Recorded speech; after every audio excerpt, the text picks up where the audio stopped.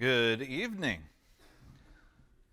All right, it is time for us to get back into our overview, running through the Old Testament. And how many of y'all recall where we kind of left off last week? Okay, we're in 1 Samuel. But give me the scene. What's the scene? What's the mood? Okay, everyone did what was right in their own eyes, which is how Judges ends, and we talked about it before.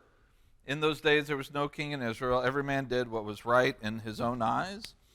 We talked about the stories that begin in the hill country of Ephraim, and you have the two narratives at the end of Judges moving into the very first narrative of Samuel. And in Samuel, the very beginning introduces us to whom?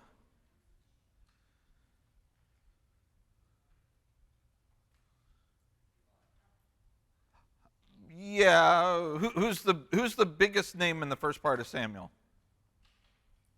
Samuel, yeah. Yeah, there should be three. When you think of Samuel, there should be three names that come to mind. Samuel, Saul, David. Those are kind of the three main story arcs that you have. And really, David's story arc in Samuel, for the first part, overlaps a lot of Saul's. And then, moving beyond after the death of Saul, you have David's solo story arc that takes place in what we would call 2 Samuel at that point. So, we start off really with Samuel, and some of y'all mentioned Eli, which right in the very, very beginning, Samuel's story is coinciding with Eli's story. Because where are we in Eli's story? What's that, Ryan? Yeah, we're at the end of his. We're like picking up right smack dab at the end. He is serving as a judge, yes, but really he is a judge and he's a character just to introduce Samuel. This is Samuel's origin story, is where we pick up with Eli. Eli has some pretty bad sons. They're doing horrible things, like taking their portion of the sacrifices before God gets his portion of the sacrifices. And what is it that God tells Eli through Samuel?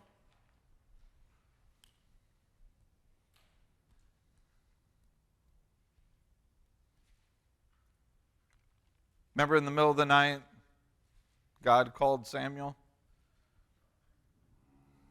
And he gave a message for Eli, right? What was the message?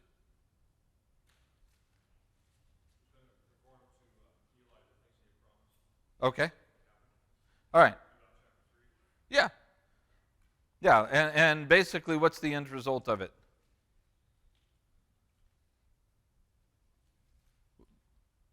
What'd you say? All right, disaster. That's right. He proclaimed disaster on Eli's house. Eli, his sons were going to die, and this takes place in a battle, doesn't it? In this battle, they kind of got defeated. They couldn't understand why they were defeated if God's with them, to which they're like, oh, we forgot to bring God. That's right. Get the priests, get the Ark of the Covenant. Let's bring God with us this time. Because God is attached to a leash to the Ark of the Covenant, right? So they bring the box in, and what happens? Did they win this time? No, they're soundly defeated. What's that? The ark is stolen. Yeah, Joshua? Is that what you were going to say, buddy? Oh, okay, good job. You get credit for it. I saw your hand up. Yeah, the ark gets stolen, and who dies? All right, okay, Eli's sons, and then when the news reaches Eli, just like Joshua just said, Eli ends up dying. And then you have this picture. This is where we ended last week. You have this picture of a woman who goes into labor in grief, in sorrow, in trauma, with the death of her husband, the death of her father-in-law, hearing about the Ark of the Covenant being stolen, and she names her child Ichabod. Why?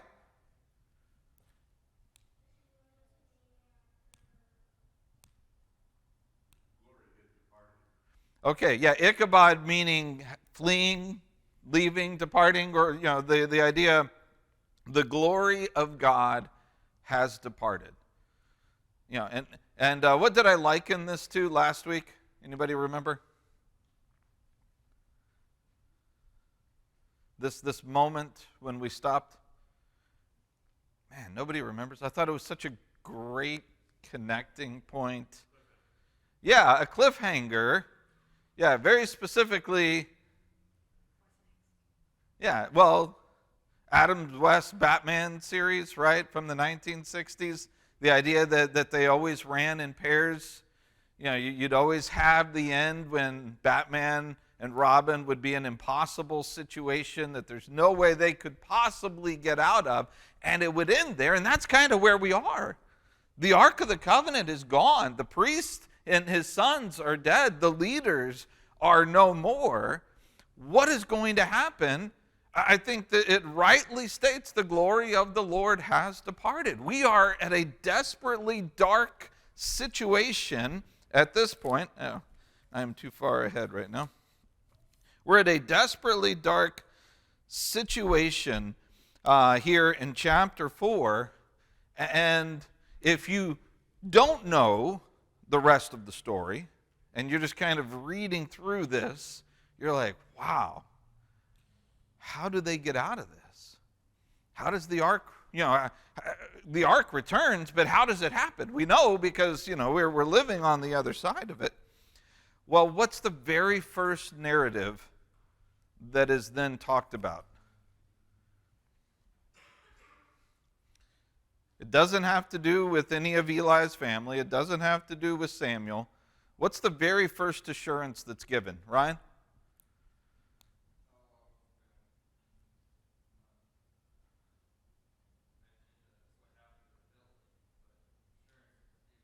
Well, but what do you mean by that? What happens to the Philistines?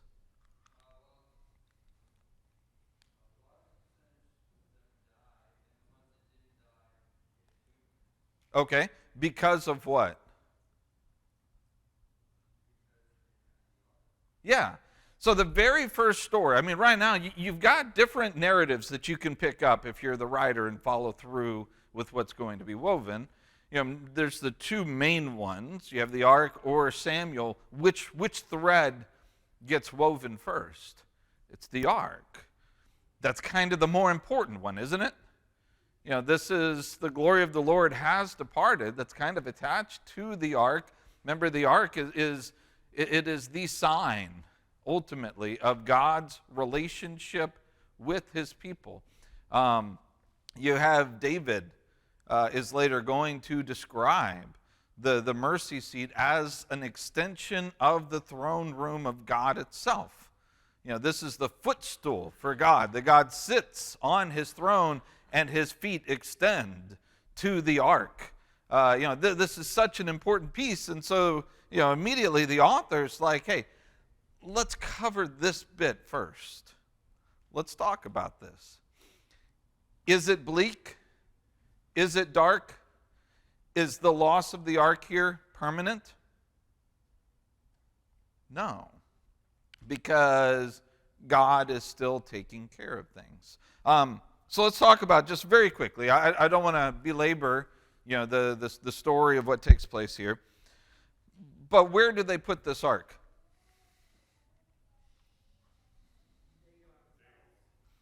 Yeah, they put it in the house of Dagon. And it makes sense, doesn't it? Because, that's one of their deities. And what is the ark in their estimation, in their mind? It's kind of an idol for Yahweh, right? A representation of Yahweh. And so, they say, well, here we're going to put it here and demonstrate that one of these is superior to the other. Which one's the superior? What's that? Well, when they put it in, what's the assumption? That Dagon is the superior deity. Why?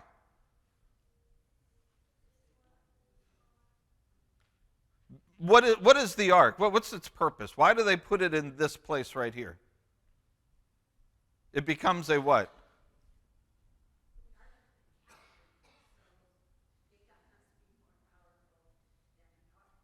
Yeah, exactly. So, but why put the ark here? Why not just take it out and demolish it? It's a trophy.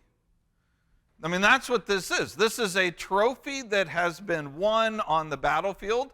It demonstrates that their God is superior to Yahweh, and they've taken this and they're placing this in here as a way of demonstrating their God is superior. And this is a trophy that they have, that their God was more powerful than Yahweh. And yet, what happens? You remember, Josh? You remember what happens to their idol? Well, the Ark of the Covenant was stolen, but what happens to Dagon? Did you say it fell? Is that what you said? Yeah, good job. Yeah, they come in the next day and it's fallen. Fallen in what way? Yeah. Is that just to let you know the direction that it fell? Why is it fallen face first? Yeah. It is bowing before Yahweh, is the picture, right? And they're like, oh, something must have happened here. They put it back up. So they come the next day, and then what? What's that? Okay. And yeah, now you got pieces that are broken off. What are the pieces? Why the head, the hands?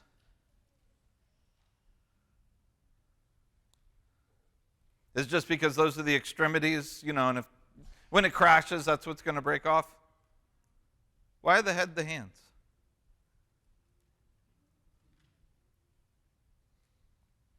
It's not a trick question. Yeah, because he's powerless, right? Hands, these are what you do with. The mouth is what you speak with. Speaking, doing, acting, all of that. It has no power to accomplish anything, right?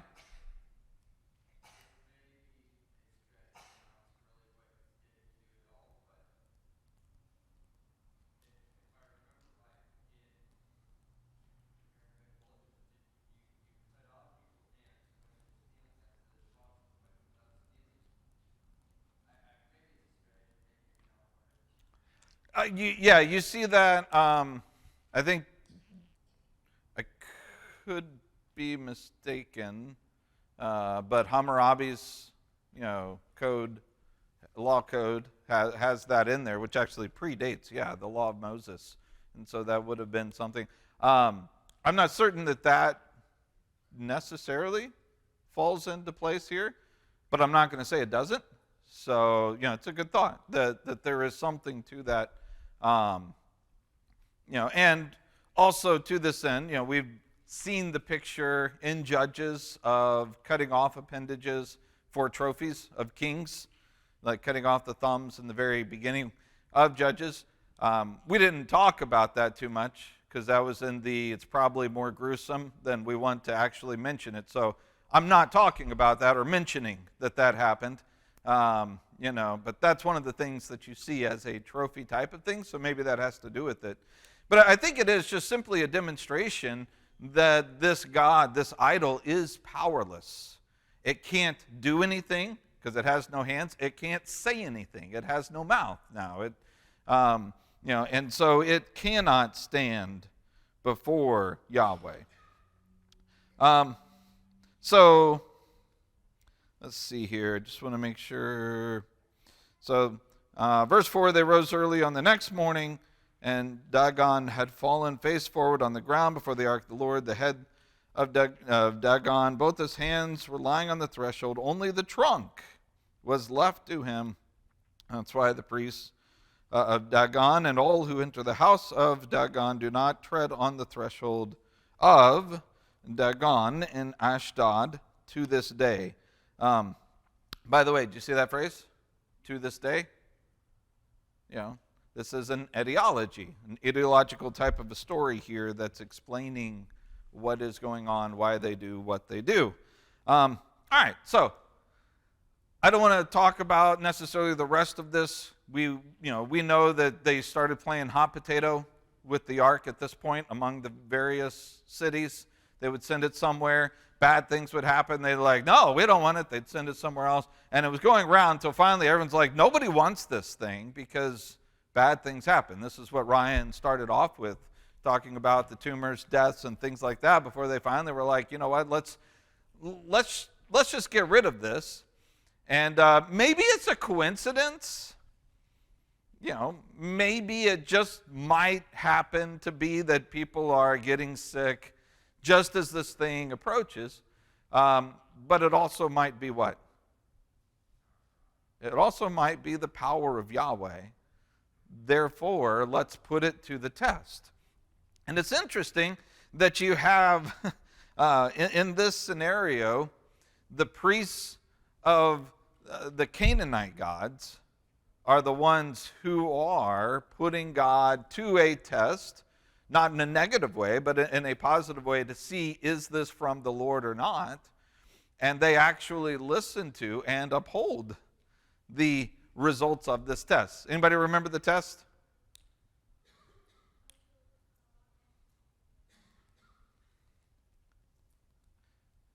They took it and they put it on a what? On a cart. Yeah. And then they had a cow that what? What was special about this cow? It had calves, right? I mean, there were, it had little ones, and they were like, let's see what happens with this cart. If it goes one way, then we'll know it's just a coincidence, no big deal. But if it goes another way towards Israel, then we will know that this is from Yahweh. What does it do?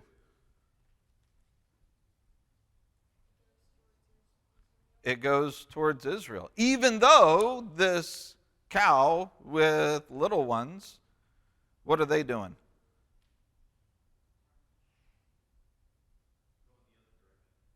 Yeah, well, they're crying out to the mother, and the mother wants to go to them,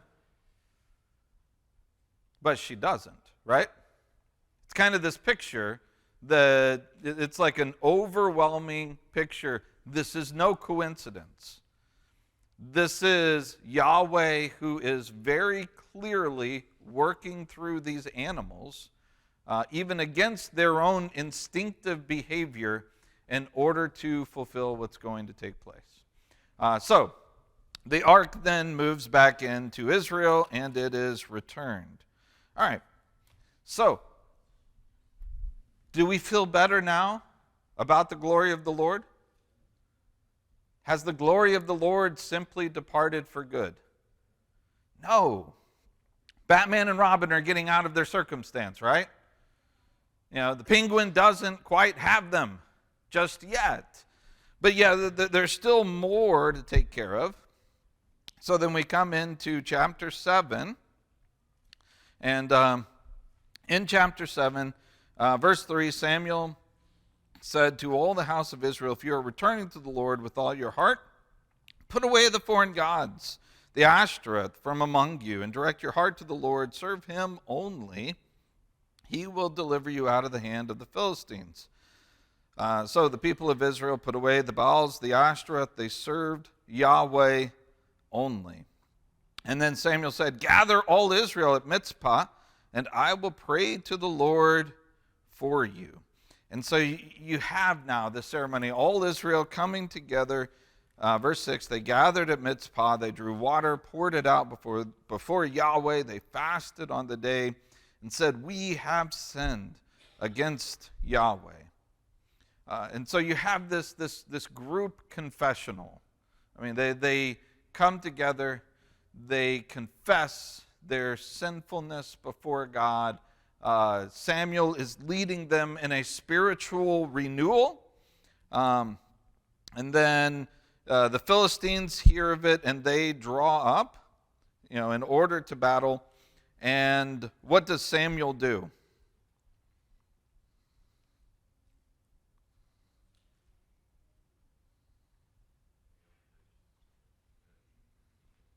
Okay, Sean said Samuel judged the people. But as the Philistines are coming into battle, what does Samuel do? Does he orchestrate a great battle plan? Does he turn into a great general? What's he do? Okay, he prays, and he has that prayer with what? All right, with a sacrifice. And so he comes, he has this sacrifice, let's see, verse 8, the people of Israel said to Samuel, do not cease to cry out to Yahweh, our God, for us, that he might save us from the hand of the Philistines. So Samuel took a nursing lamb, offered it as a whole burnt offering to the Lord, cried out to the Lord for Israel, and the Lord answered him. So you have the sacrifice, as Livia said, the prayer that he cries out, and God answers. So, what's going on as Samuel is offering the burnt offering? What's happening? It's right there in the text. Yeah, and you almost have this picture of, if you were to look around and the Philistine armies are there, and they are camped, and Israel is afraid, and Israel cries out. The people cry out, and they say to Samuel, intercede for us. Save us, help us. And so he offers, and as he's offering the sacrifice, the charge call gets called from the Philistines. They're coming. They have the trumpets blast, and they start to come as Samuel is offering a sacrifice. And then the people stand up and charge the Philistines. What happens?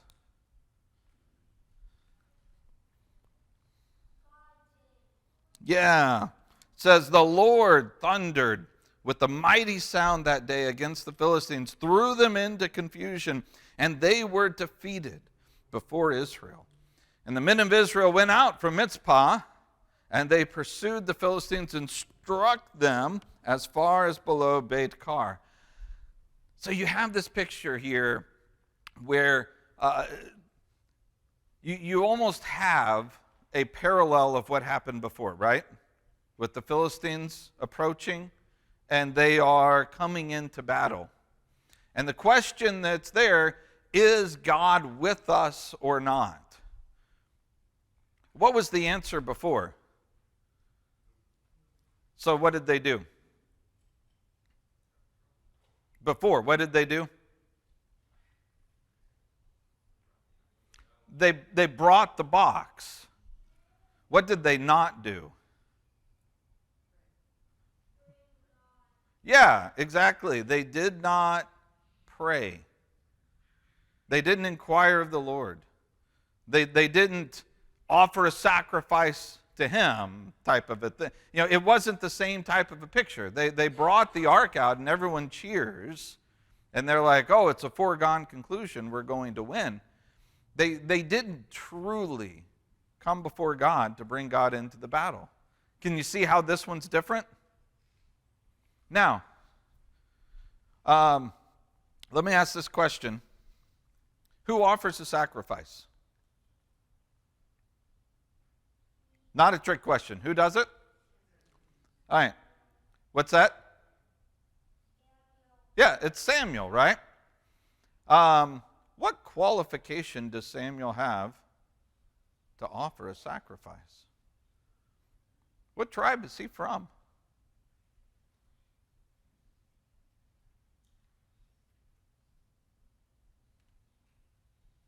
Remember, it started out the book, right?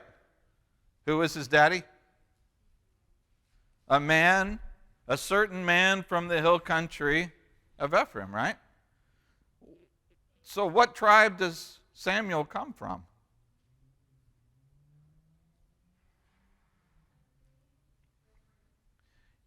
Okay, let me phrase it this way. What tribe does he not come from? Levi. And yet, here he is, actively doing the work of a priest and coming before and offering the sacrifice on behalf of the people the way that a priest would do this. I think there's something significant to that. That you have a non-Levite who is placed in a position where he is taking a priestly situation, right? I mean, when he offers the sacrifice, does he not demonstrate a priesthood? Also, what does he do when he offers this sacrifice and brings God into the battle? What does that do? In effect, he's doing what? All right, very good, Samuel. Making the Israelites win. In other words, he is serving here as a deliverer. And that means that he is going to serve as I'm just going to call it a leader, which that's going to play out further from this and how he's going to serve as that. What other role does he play moving forward? He's already demonstrated it, right? Let's back up just a little bit. When he went to Eli and he talked about Eli, or he delivered. Okay. Yeah. Okay. Thanks. Yeah. Jan said prophet. She's like, I'm just going to put you out of your misery. I know you're trying to give us prophet without saying the word prophet, so it's like taboo. Y'all played that where you can't say a word, so you have to give like 50 others? Yeah, so he delivers God's message, and that is the work of a prophet. In essence, Samuel really is kind of serving in what categories for Israel here? Prophet, priest, and king. Even though they don't technically have a king, that's kind of what this role is, the leader, protector of the people. And so you have in Samuel here, in the very beginning, who and what he is, as we turn the page of Israel's history, and we're going from the time frame of Moses through conquering the land with Joshua and through Judges, and now we're going to turn the page and we're going to enter into the kingship and the time of kings, Israelite kings. It begins with this figure who serves as prophet, priest, and king. Prophet, priest, and leader, whatever that thing may be. Now, is he the perfect priest? No. He's not from the tribe of Levi. But he was what? Chosen? Yes. Be a little more pointed. How did he get involved in the priesthood?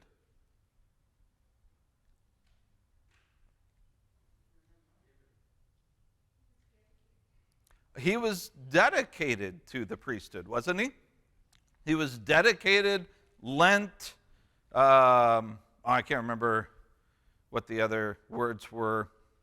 But the way that he was given by his mother, given to the temple for the work of the temple, he was taken in by Eli, treated basically as a son. And then you had the comparison whenever it would talk about how good Samuel is. On the other side, it would talk about what? How bad the priest, the true priest, the sons of Eli, how bad they were. And so you had this juxtaposition between these two that says this one is a far superior priest, even though technically not a priest of Levi, to what was there.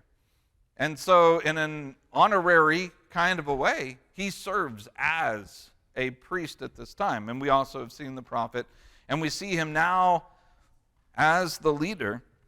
And this story right here becomes his great moment as far as being a leader and demonstrating himself as a leader over the people. But even then, this isn't the greatest thing that he is going to be known for. Now, do I have to pronounce the obvious, by the way, when we mention prophet, priest, and king? When I say that Samuel demonstrates this picture? When you think prophet, priest, and king, of whom do you immediately think? Yeah, these are these pictures of what is to come. And they're imperfect, but you have a priest, not of Levi, right? A deliverer whose demonstration of kingship comes in the salvation of the people. And then the prophet who speaks on behalf of God. All of these things are later going to be perfected in the one who perfects them. But these are just these little visual cues, just little snapshots, things that it's really easy to miss. In fact, it may be that we were never even supposed to piece this together until we piece together who Jesus is first. And then we go back and we say, oh, look at that. Isn't that a neat connection? Because he really is, to some degree, in the way he serves here, demonstrating this. All right. So we now then move into chapter 8, and this is a chapter that becomes one that gets talked about quite frequently. Can I erase this? You all good with, we're done with this part, right? Yeah? Yes, ma'am.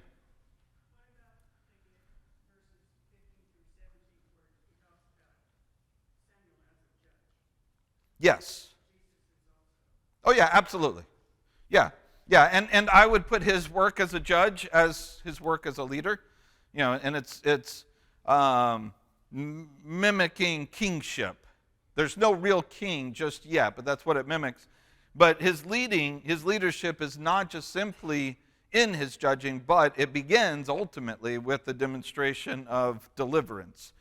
And Jesus, as I think Lorraine's pulling out, Jesus takes that imperfect picture of deliverance and judging, and he truly perfects it, not only in his deliverance through his sacrifice, but in his continued kingship when he says, all authority has been given to me on heaven, on earth, and under the earth. And he says, I have become that greatest of judges, kings, leaders. Very good. All right. So we get into chapter 8, and chapter 8 is all about Israel what? All right. It's all about Israel demanding a king. So, chapter 8, familiar story. Samuel became old.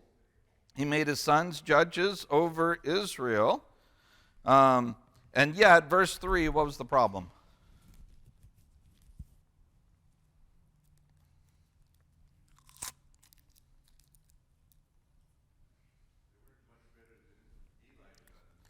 Yeah, they weren't much better than Eli's sons, although it says they did not walk in his ways. They turned aside after gain.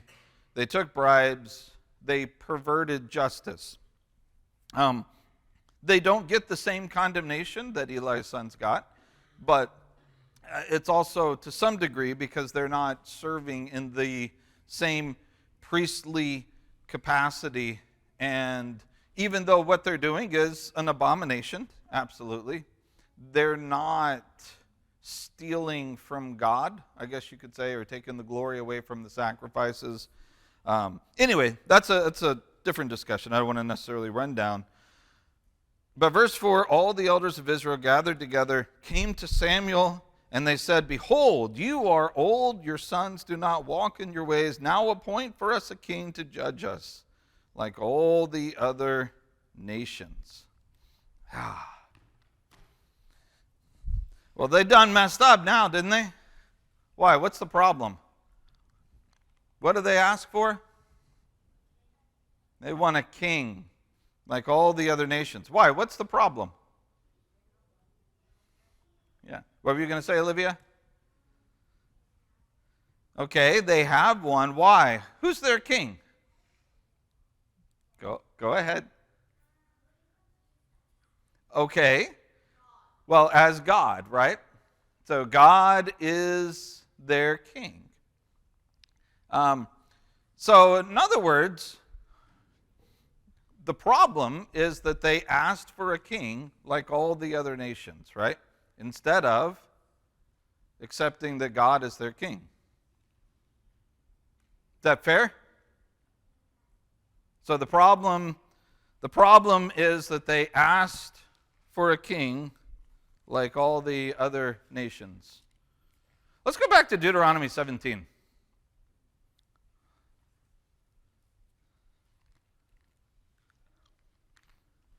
Deuteronomy chapter 17.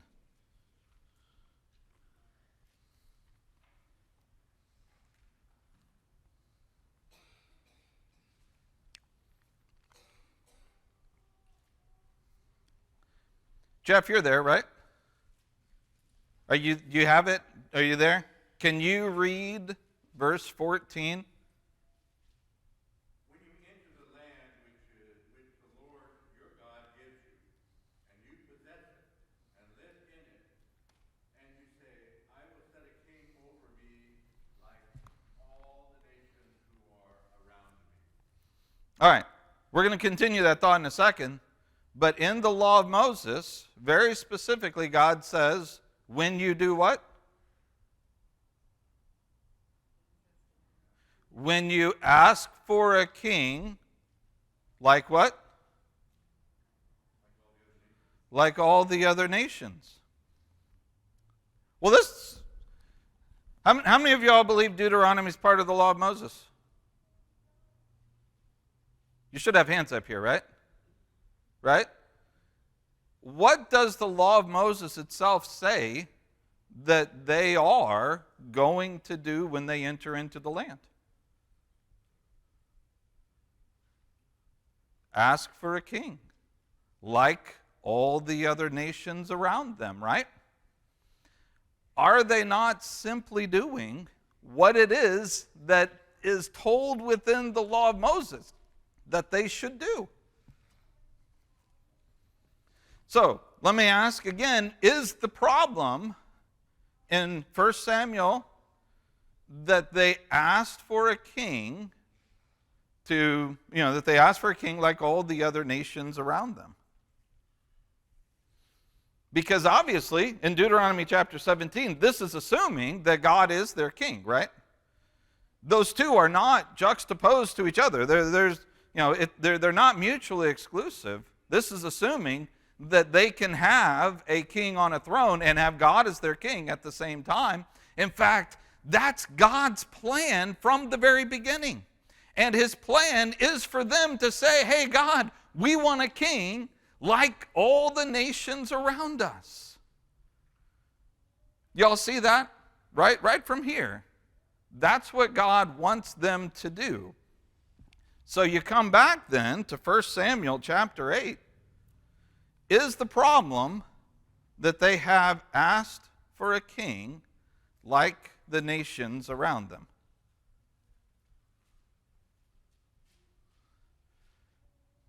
I would say no. That's not a problem at all. There's no issue at all with them asking for a king like the nations around them. Yeah, Ryan?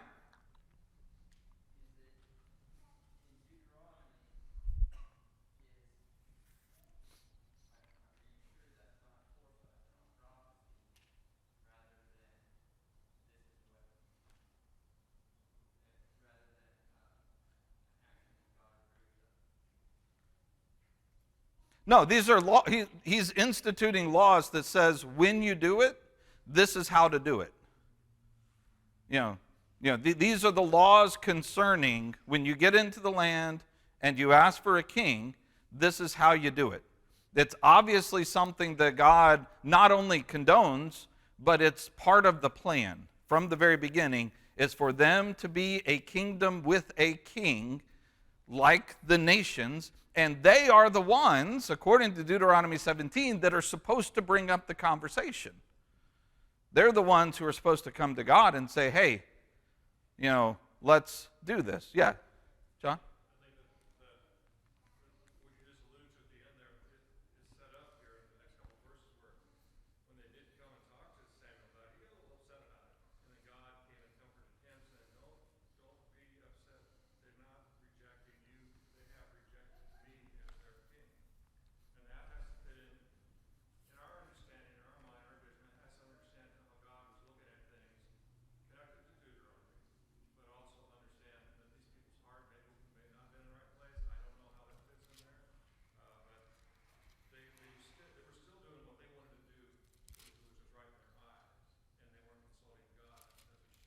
Mm-hmm. Yeah, and I'm really belaboring this point because it has been stressed for me. I don't know, and I'm guessing it's probably been stressed here and other places, that the problem is that they asked for a king. And God was like, I don't want you to have, I want to be your king. But if that's what you want, fine. I'll give a king. And that's not what's happening here. There's no problem with them asking for a king. But I think going with what John is saying right here, how does the story really begin? Jan? Okay. Yeah, and I want to finish with that thought. How do they start, though? The chapter. How does the chapter start?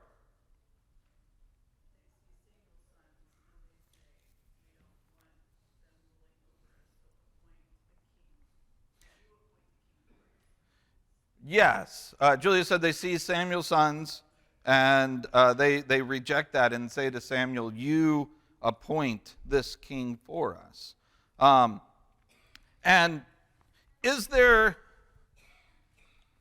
I don't know what I thought I had written up. I was coming up to show something. I don't even remember what it was.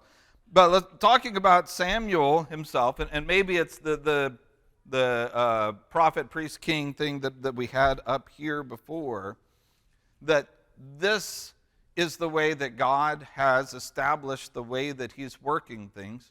Do you think God has something in the works? Do you think he has an idea of what he's planning on doing as far as the kingship goes? Yeah, absolutely. All the way through till now, by the way, who has been the focus of Israel, their enemy that you find, their big enemy throughout the end of Judges, the Samson narrative, going into what we've seen so far? The Philistines. They're the ones who are the biggest burr in the side of Israel. And yet, we're going to, kind of break chronology for just a second. Go up to chapter 12. And in chapter 12, you have Samuel's kind of like giving a final declaration to the people as their leader, as reins are being handed over to kingship. And you can tell, if you didn't read it before, you definitely read it here. There's some animosity that's taken place here. In the way that it was approached, the way that it was handled, a way of coming to Samuel and saying, you're not good enough. We don't have faith in you or trust in you any longer. And that's kind of where all of this starts. And you see, chapter 12 begins with this defense of himself.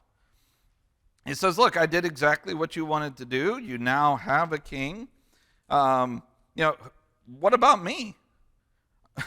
Verse 3, whose ox have I taken? What donkeys have I taken? Of whom Or whom have I defrauded or oppressed? From whose hand have I taken a bribe to blind my eyes with it? Tell me, and I will restore it to you. Yeah, and he's like, this is the way you're treating me, who is God's chosen representative, God's chosen prophet, God's chosen everything. And he says, yet you're treating me like garbage to some degree. And they're like, no. You've not defrauded, oppressed us, or taken anything. Yeah, but he goes on. Let me see, he gives some history here.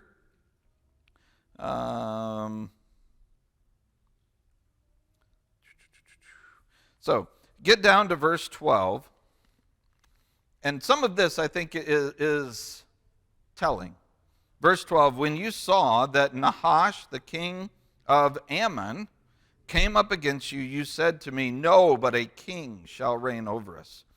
When the Lord your God was your king, now behold the king whom you have chosen, for whom you asked, behold, the Lord has set a king over you. What were they wanting?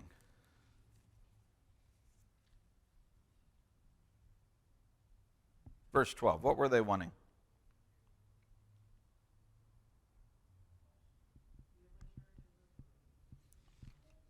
Yeah, but that's kind of what a king is, but very specific. A military victor who could take care of whom?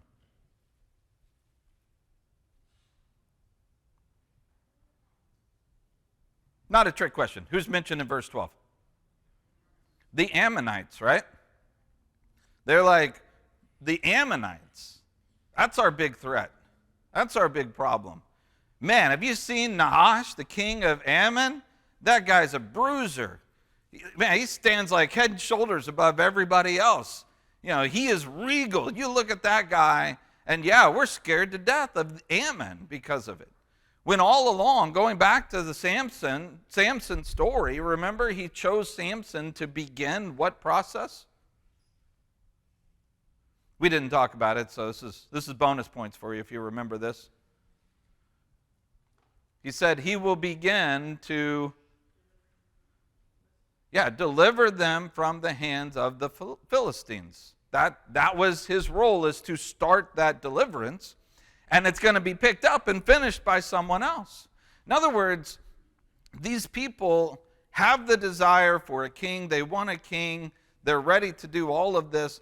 But in so doing, they are doing it by rejecting God's chosen person, which, by the way, when they reject Samuel, what does that mean? They reject God. Because Samuel is the chosen person at the time. And by just simply rejecting him, God tells them, look, they're rejecting me when they reject you. Yeah, you may take this personally, but so do I. And that's a bigger slight here. The slight, the problem is not they asked for a king. The problem is that they rejected God's just stated prophet, priest, king, the one that he put in place, and they came to him in rejection, and they cared nothing about what it is that God's plan was. They didn't say, hey, God, what are you doing? What do you want us to do? Oh, the Philistines are our biggest threat that you want to have taken out? Sure, let's do that. They're all about what they see, what they think, what they feel. And what they want is a guy who can stand toe-to-toe against whom? Ammon, right? The Ammonites. Remember that one, by the way. Because the Ammonites, interestingly enough, play a big part in both of the first king's narratives. In both of their things. So remember this. So I come back to chapter 8, and it's not that they rejected God by asking for a king. The law of Moses said they were going to ask for a king, and that's fine. The problem is they rejected God to do it. That's the issue, is that they rejected God's representative. They didn't come to him in cooperation. They came to him in rejection. By rejecting him, they reject God. They severed relationship to some degree. I mean, they hurt his feelings. I mean, this is the guy who brought them out of Ichabod, right? The glory of the Lord has left, and Samuel almost single-handedly brings them back into the shining light of God over Israel again, and he judges them, and he does well, and then they say, thanks, but no thanks. We're not doing this with you. We're doing this in spite of you. It's their rejection of God that's at issue. That's not the same thing as asking for a king, because God fully expects that they will ask for a king, and he will give a king who is a representative under God's kingship. All right. Yeah, Jeff. What's kind of interesting when you go back to Deuteronomy, that it does spell out that one of the things that the king is supposed to do, he's supposed to keep the law there and available to read and to know it. I mean, when you look through that whole Yes. description of what the king is to do, that the plan of here's what he does, here's what's going to happen, here's what the responsibilities that come with it. That it's going to be that even now the king is going to be the representative between the people and God, but he needs to know his job and he needs to know what he's doing. And I think that's kind of important to think about. That, like you say, God had a plan. Yes. He knew what he wanted, and he gave them specific guidelines. Here's the job. Here's what comes with it. Yeah, and you bring that up. We're going to talk about that, the rest of that, to a greater degree and a lot of detail when we get to Solomon. So we're going to go back to Deuteronomy 17 and flesh some more of that out. But as Jeff is talking about, the first act that a king, when he takes the throne, is supposed to do is to write out his own copy of the law. I mean, he's supposed to actually physically write it out. And then he's to meditate on that law every day. And if you have a king doing that, then he is going to guide the people the way that they should be guided. I'm probably gonna mess up my vowel points because I didn't double check this. All right, it's been a while since I've handwritten. I think that's right.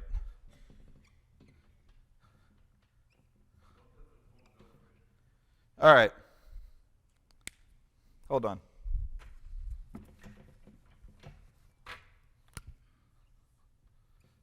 Oops. I think I did this in the wrong direction at first. All right. So, this is horribly written. All right, so what's this say? What? No. I'm going to show you something that's just very interesting. You don't need to know Hebrew to understand this at all. And my vowel points, I'm probably going to mess up on the top one. I apologize. I'm going by, I think it's that. See, these letters are just the base word in Hebrew, right? You just have the letters, and they didn't add vowels. These little things are vowels. It was strictly consonants all the way up until probably in the 800s or so, AD 800s, when a group called the Masoretes, they realized that Hebrew was becoming a dying language to some degree, and they were scared that the phonetic pronunciations would get lost. And so they added in a series of vowels in order to help people know, pronunciation, to remember that. So initially, these two words are identical. Is that fair to say they're identical without the vowel points? Does everybody see that? Do I need to erase this? This is one, this is the other. Do those two look identical enough? All right.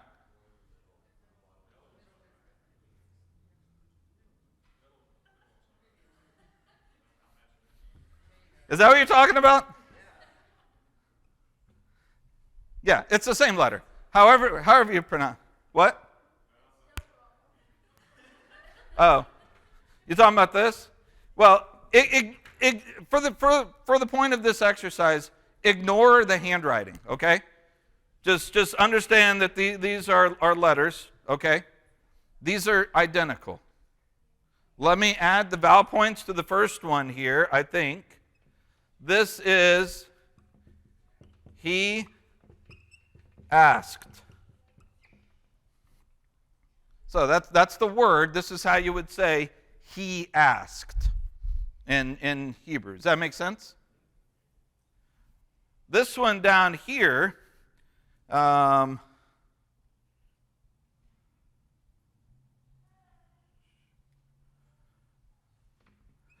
might have this one up actually.